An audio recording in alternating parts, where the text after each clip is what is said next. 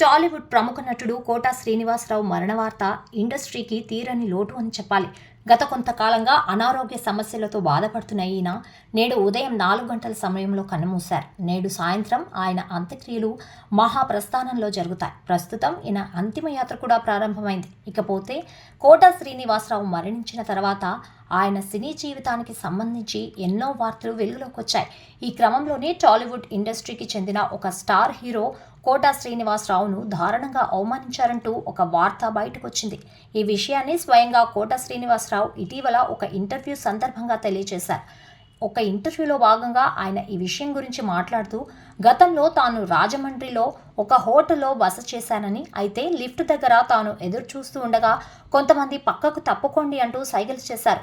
వాళ్ళు ఎందుకు అలా చెబుతున్నారో అర్థం కాలేదు. తీరా చూస్తే బాలయ్య అక్కడికొచ్చారు. బాలకృష్ణ అక్కడికి రావడంతో కోటా శ్రీనివాసరావు గారు బాలకృష్ణకు ఎంతో మర్యాద ఇస్తూ నమస్కారం పెట్టారట.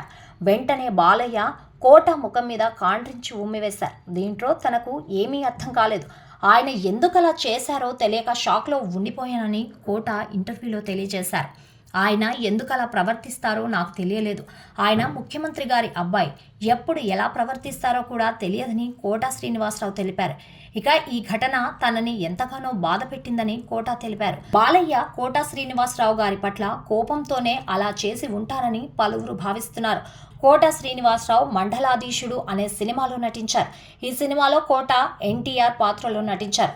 ముఖ్యమంత్రి అయిన ఎన్టీఆర్ గురించి ఈయన అప్పట్లో చేసిన వ్యాఖ్యలపై ఎన్టీఆర్ ఫ్యాన్స్ ఎంతో ఆగ్రహం వ్యక్తం చేస్తూ ఈయనను వెంబడించి కొట్టిన సందర్భాలు ఉన్నాయి. ఇక ఈ విషయాన్ని దృష్టిలో పెట్టుకుని బాలయ్య కూడా కోటా శ్రీనివాసరావు పట్ల ఆ విధంగా వ్యవహరించారని తెలుస్తోంది. ఇక తదుపరి బాలకృష్ణ సినిమాలో కోటా శ్రీనివాసరావు నటించి ప్రేక్షకులను మెప్పించారు. ఇక నేడు కోటా శ్రీనివాసరావు గారి మరణ వార్త వినగానే బాలయ్య కూడా సోషల్ మీడియా వేదికగా స్పందిస్తూ తన మృతికి నివాళులర్పించారు. ఇలా కోటా శ్రీనివాసరావు జీవితంలో ఎన్నో అవమానాలు ఎదుర్కొన్నారని, అలాగే ఎన్నో విధాలుగా వివాదాలలో కూడా నిలిచారని చెప్పాలి. కోటా శ్రీనివాసరావు మరణం తర్వాత ఈయనకు సంబంధించిన ఎన్నో విషయాలు వెలుగులోకి వచ్చాయి.